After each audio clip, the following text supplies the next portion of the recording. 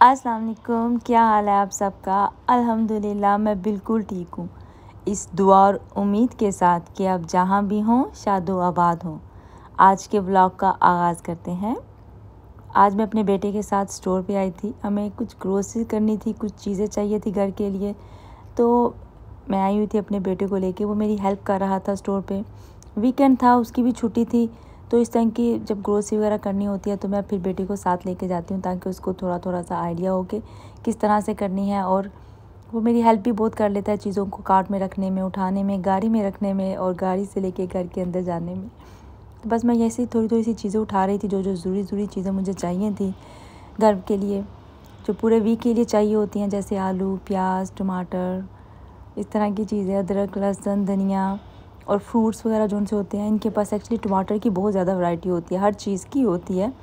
उसके बाद फिर हम लोग यहाँ पे आई थी फ्रोज़न सेक्शन में। मुझे मटर चाहिए थे, क्योंकि मटर यहाँ पे फ़्रेश बहुत कम मिलते हैं, तो मैं फिर फ्रोज़न ही हम लोग मोस्टली यूज़ करते हैं। तो मैंने यहाँ पे फ्रोज़न सेक्शन में आई, यहाँ से मैंने मटर लिए और थोड़ी सी और फ्रोज़न सब्ज़ियाँ ली जो मुझे चाहिए थी।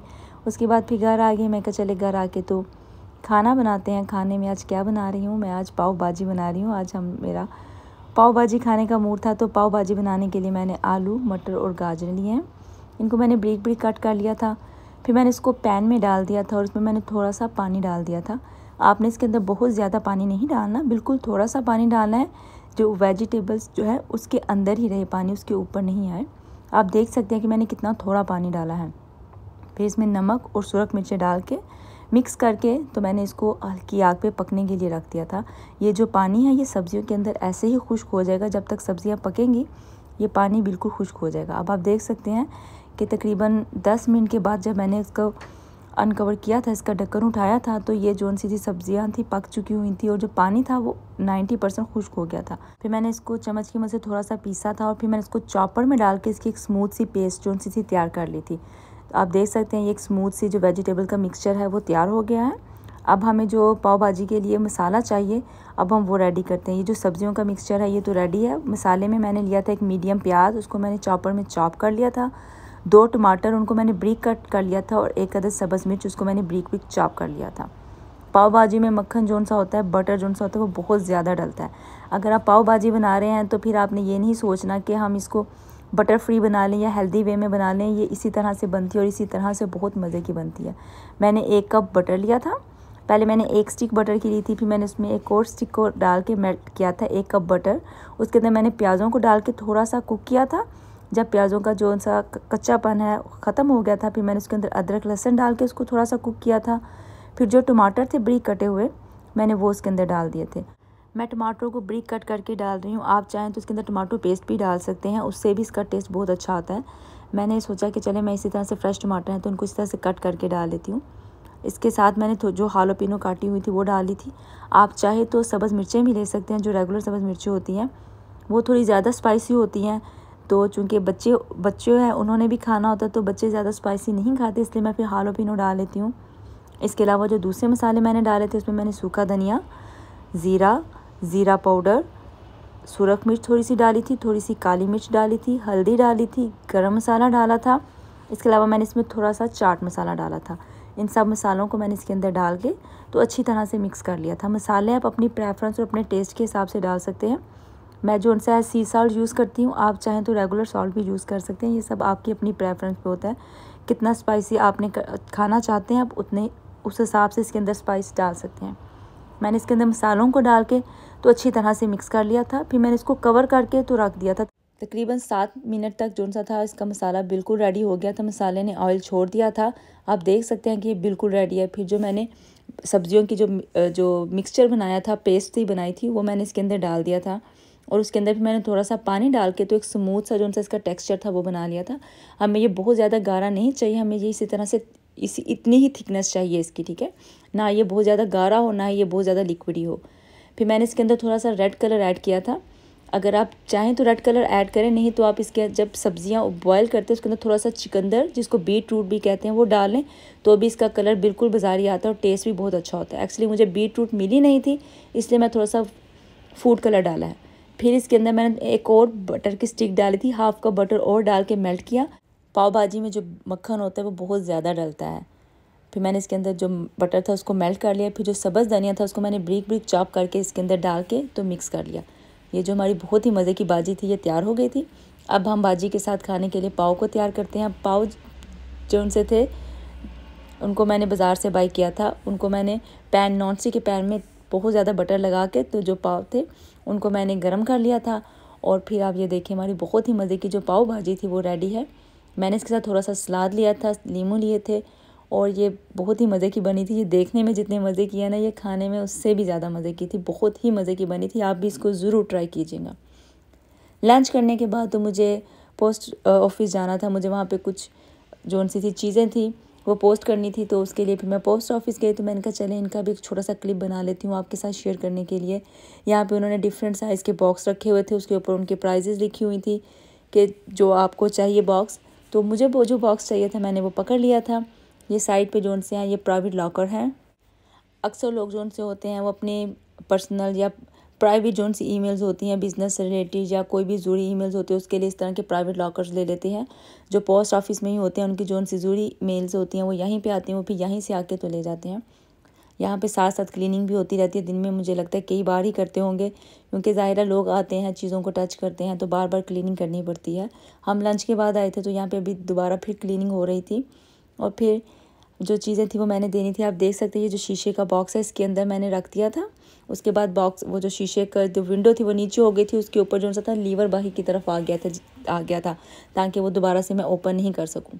जो पैकेज था वो मैंने सारा उसका जो पोस्ट करना था वो मैंने दे दिया था उनको। उसके बाद फिर ये साइड पे बहुत ही खूबसूरत ही स्टैम्प कलेक्शन थी, उसका मैंने एक छोटा सा क्लिप बनाया। पहले मुझे लगा कि ये स्टैम्प्स हैं, लेकिन जब मैं क्लोज गई तो ये देखा कि जो पज़ल होती है उसको जोड़ के उन्होंने ये पूरी एक पिक्चर सी बनाई हुई थी जो बहुत ही खूबसूरत थी। पोस्ट ऑफिस के बाद तो फिर मैं स्कूल चली गई। मुझे अपने नेफ्यू को स्कूल से पिक करना था, उसकी जोन सी थी डेंटिस्ट की अपॉइंटमेंट थी।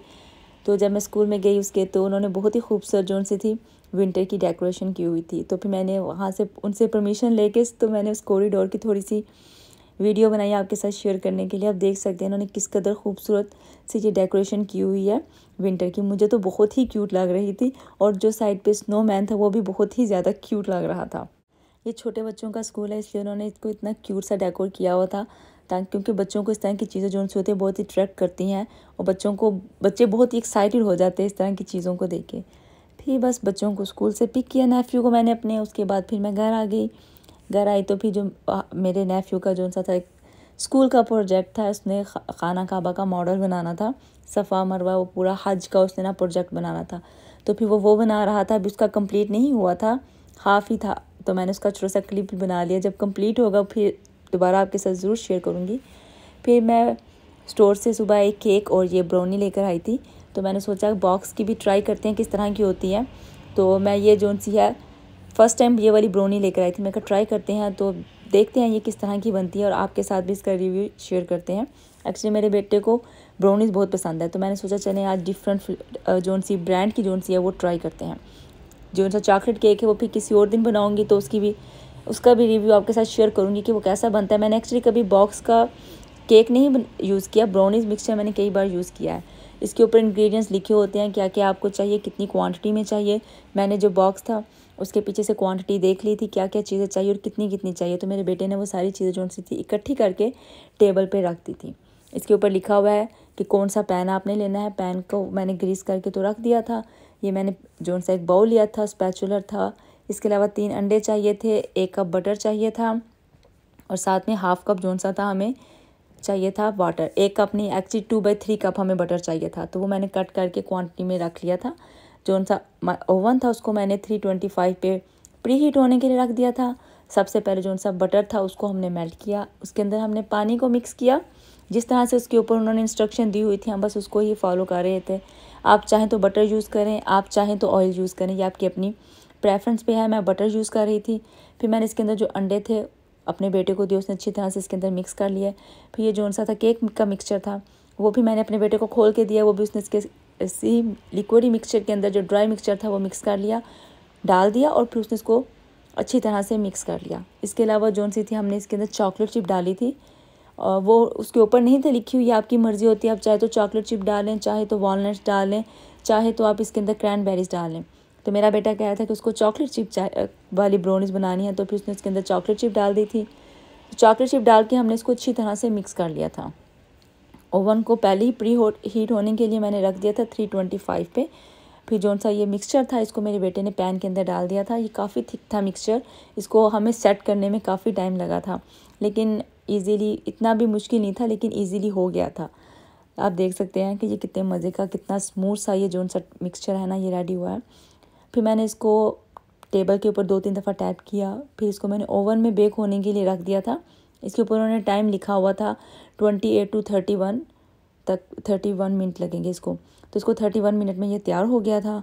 और ये बहुत ही मज़े की, बहुत ही फ्लफ़ी सी जौन सी थी ना ब्राउनीज़ तैयार हुई थी। ये बहुत ही क्विक होती हैं, बहुत ही मज़े की बनी थी। एक्चुअली मैंने इस ब्रांड की फ़र्स्ट टाइम ट्राई की, मैंने पहले कभी नहीं की, लेकिन ऑफ़ कोर्स मैं दोबारा भी ट्राई करूँ, क्योंकि मुझे तो ये वाली ब्राउनीज़ बहुत अच्छी लगी थी। आप देख सकते हैं ये कितनी, एक्चुअली ये बस थोड़ी सी केकी बनी थी, मुझे ज़रा फजी वाली ज़्यादा पसंद है, लेकिन नॉट बैड, ये भी मज़े की थी। मैंने कहा चले कट करके आपको दिखाती हूँ ये किस तरह की बनी। आप देख सकते हैं ये थोड़ी सी ना फजी सी है, नहीं है, ये थोड़ी केकी है। मुझे और मेरे बेटे को फजी पसंद है, लेकिन ये भी अच्छी थी। तो हम लोगों ने तो इसको भी बहुत इंजॉय किया था। ब्राउनीज़ बनाने के बाद तो फिर जो डिनर था वो रेडी किया। डिनर में सैलड था, चिकन बनाया था, और साथ में मैंने लाइम्स रखे थे। और ये हमारा बहुत ही मज़े का हेल्दी सा डिनर भी रेडी हो गया था। अब हम अपना डिनर इंजॉय करते हैं और इस व्लॉग को यहीं पे ख़त्म करते हैं। उम्मीद करती हूँ आपको आज का व्लॉग पसंद आया होगा। जाने से पहले मेरे चैनल को लाइक और सब्सक्राइब करना मत भूलिएगा। अगले व्लॉग तक के लिए अल्लाह हाफिज़।